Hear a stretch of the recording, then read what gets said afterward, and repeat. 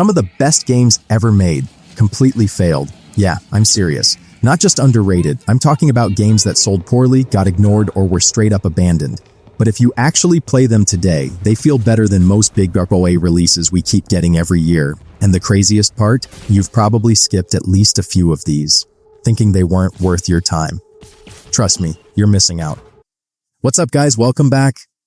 Today we're diving into something really interesting, games that flopped hard, but are honestly way better than most AAA titles out right now. And yes, some of these might surprise you, so stick around, because this list only gets crazier the further we go.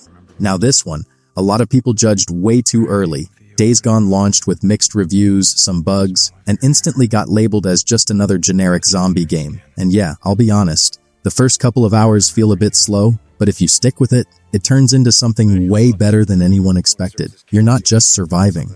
You're living this rough, lonely biker life with Deacon, riding through broken roads, managing fuel, fixing your bike, and constantly feeling like the world is actually against you. And then the hordes.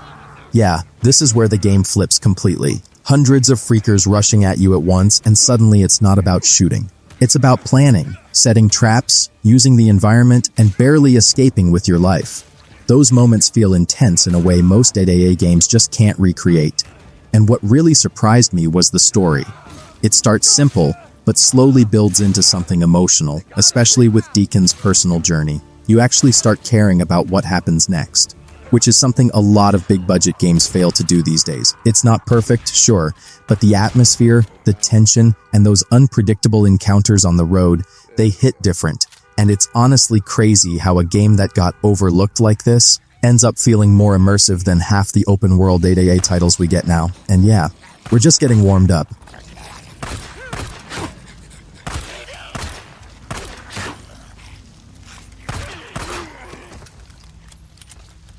Let's start with a game that still hurts to talk about, Titanfall 2. This game didn't just flop, it got completely overshadowed by bigger releases when it launched, and most players never even gave it a chance. But man, if you actually jump in today, it feels insane how good this is. The movement alone is on another level. Wall running, double jumping, sliding through enemies like you're in some kind of action movie. It's smooth, fast, and just ridiculously fun in a way most modern shooters don't even try anymore. And then there's the campaign, which honestly shocked a lot of people who played it. It's not just shooting nonstop. It actually gets creative with level design, like that one mission where time literally shifts back and forth while you're fighting. Yeah, that part alone is better than entire campaigns in some AAA games. And the bond between you and your Titan, it actually feels real by the end, which you definitely don't expect going in.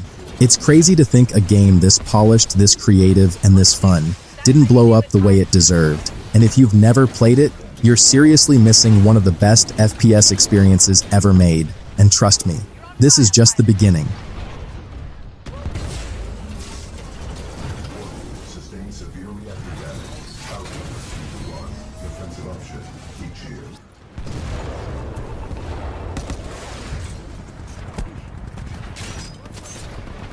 Now this one still feels criminally underrated.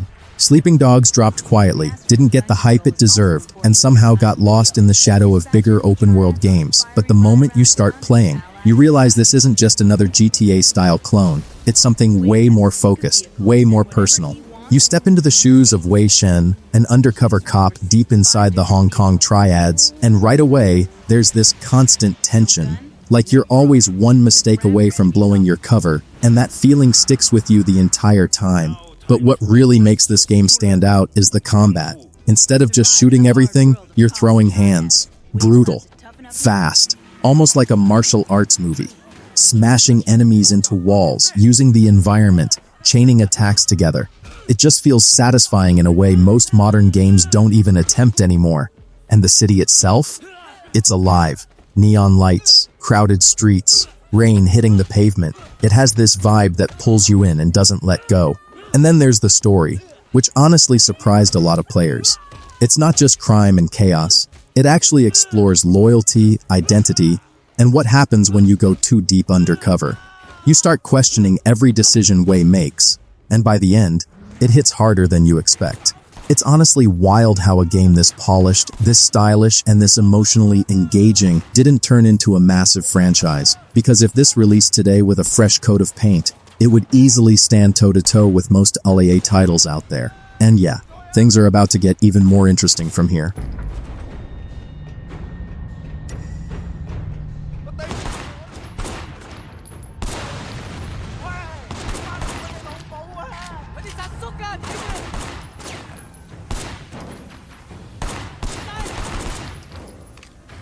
This one seriously went under the radar. Mad Max dropped with almost no noise, got average reviews, and most people just brushed it off as another empty open-world game. But if you actually give it a chance, it's way more addictive than it has any right to be. The entire game revolves around survival in this brutal desert wasteland, and your car isn't just a vehicle. It's your lifeline. You're constantly upgrading it, customizing it, turning it into this absolute war machine. And the vehicular combat? It feels heavy, aggressive, and just satisfying. Smashing into enemy convoys, ripping parts off their cars mid-chase. It's chaos in the best way possible. And then when you step out of the car, the combat shifts into this raw, punchy system that feels inspired by Batman-style fighting, but with a more savage edge. Every hit feels impactful. Every fight feels like a struggle to survive. And what really surprised me was the atmosphere. There's this constant sense of isolation. Long stretches of empty desert, random encounters, sudden ambushes. It makes the world feel dangerous and unpredictable, not just a checklist of activities like most AAA open worlds. Yeah, it can get repetitive at times, but somehow it stays fun because the core gameplay loop is just that solid. It's honestly crazy how a game that nailed its mechanics this well didn't blow up the way it should have. Because if you enjoy open-world action with a strong gameplay focus, this is easily better than a lot of big-budget titles we get today. And trust me, we're not done yet.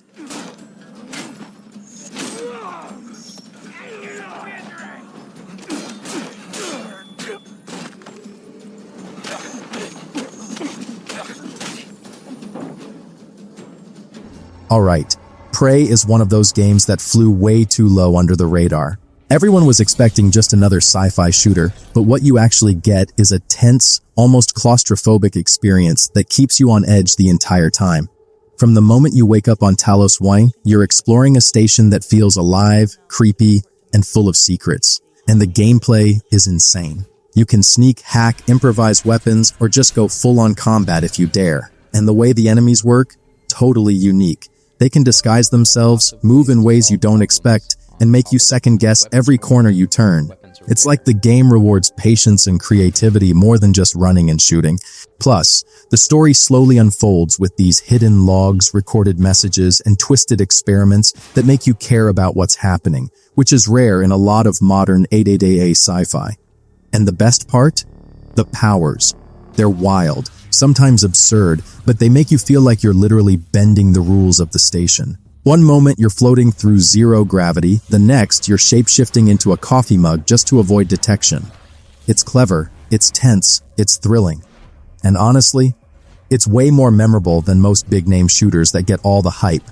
Prey is one of those games you play once and instantly wish everyone else had given it a chance. And the list only gets crazier from here. There are kinds of aliens aboard the station.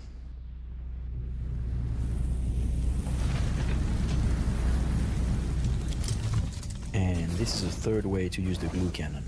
Now this one. If you're into horror, you might have slept on it, and honestly, it's kind of a crime that more people didn't play it. The first game had its moments, sure, but the sequel, wow. It takes everything and refines it into something genuinely tense and emotional. You step back into Sebastian's world, and right away, you feel the pressure. The environments are twisted, creepy, and full of surprises, like every corner could have something lurking. But what really sets it apart is how the game mixes survival horror with real human stakes. It's not just jump scares. You care about the people around you, you care about your choices, and the tension builds naturally. And the combat? It keeps you on edge. Ammo is limited, enemies are relentless, and the game almost forces you to think creatively about how to survive. Plus, there are moments that are just outright shocking. The kind that make you step back and go, "Wait, did that just happen?" And the pacing is actually excellent. It balances horror, story, and action in a way that most AAA titles with bigger budgets often fail to do. It's polished, scary, and surprisingly emotional. And honestly, if this had gotten the attention it deserved, people would be talking about it alongside the top survival horror franchises today. And trust me, it only gets better from here.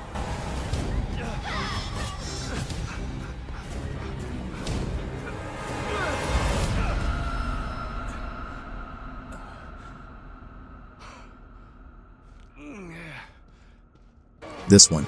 It's a classic case of being underrated because of timing and hype. When it launched, some people complained about too many bugs or not enough marketing, but if you actually dive in, it's a masterpiece of choice-driven gameplay.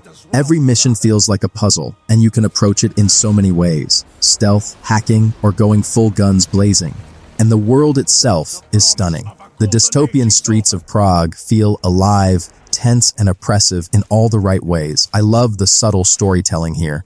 Conversations matter, decisions carry weight, and you feel like your actions genuinely impact the world around you. Plus, the augmentations. Man, upgrading your abilities and experimenting with new ways to tackle challenges is insanely satisfying. You can zip through vents, see enemies through walls, or just go full invisible ghost mode if you want. And the way the game blends narrative, action, and RPG mechanics is something most AAA games still struggle to nail. It's smart, intense, and incredibly immersive. Honestly, this is one of those games that feels like it was ahead of its time, and if more players had given it a chance at launch, it would easily be remembered as one of the top-tier titles in modern gaming. But we're not stopping yet.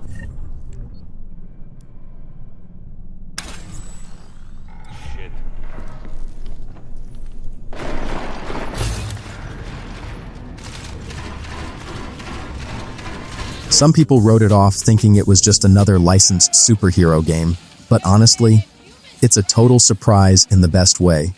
The story hits like a roller coaster with humor, heart, and some genuinely emotional beats that you don't expect from a space adventure starring a bunch of sarcastic misfits.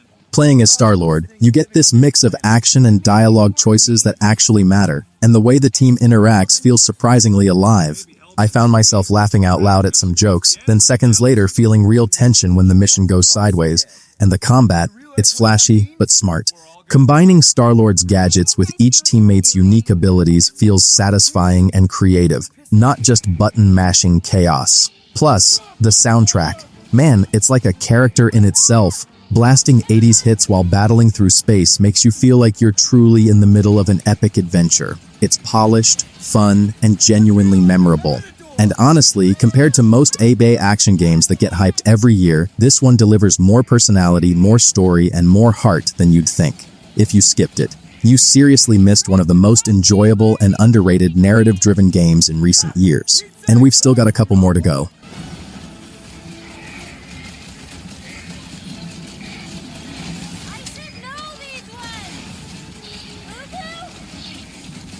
Alright, Alan Wake is one of those games that practically invented a mood all its own, and yet it never got the attention it deserved.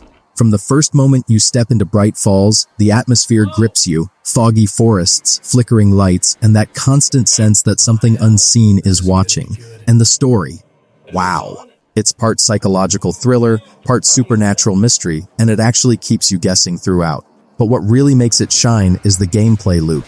You're not just shooting darkness, you're using light strategically, and that mix of tension, strategy, and action keeps your heart racing in a way most AAA thrillers can't touch.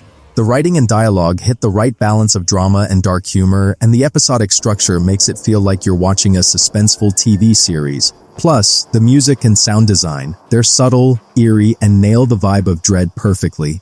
Honestly, if this had been released in today's market with a little more marketing push, it would easily be a household name in the thriller genre.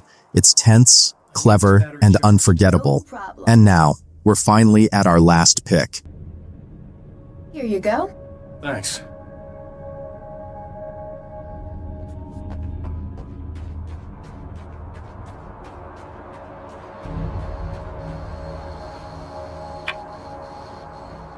And finally, Mirror's Edge. Now this one is iconic in design but somehow still flopped commercially. Walking, or rather, running into this game for the first time is something else.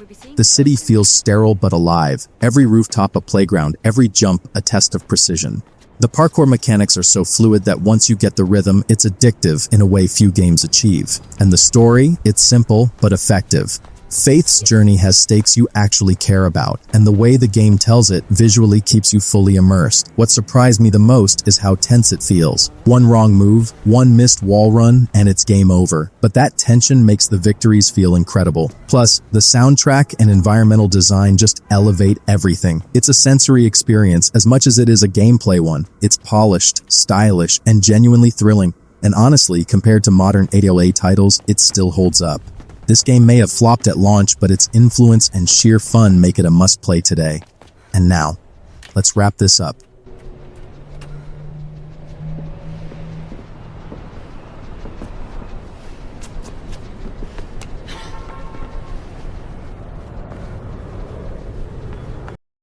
So there you have it. 10 incredible games that flopped hard but honestly outshine a lot of AAA releases today. If you haven't played these yet, do yourself a favor and give them a shot. Trust me, you'll be surprised how much fun you've been missing out on, and I want to hear from you. Which of these games blew your mind the most, or which underrated gem do you think deserves a spot on this list? Drop a comment, let's talk about it. And as always, thanks for watching, and I'll see you in the next one.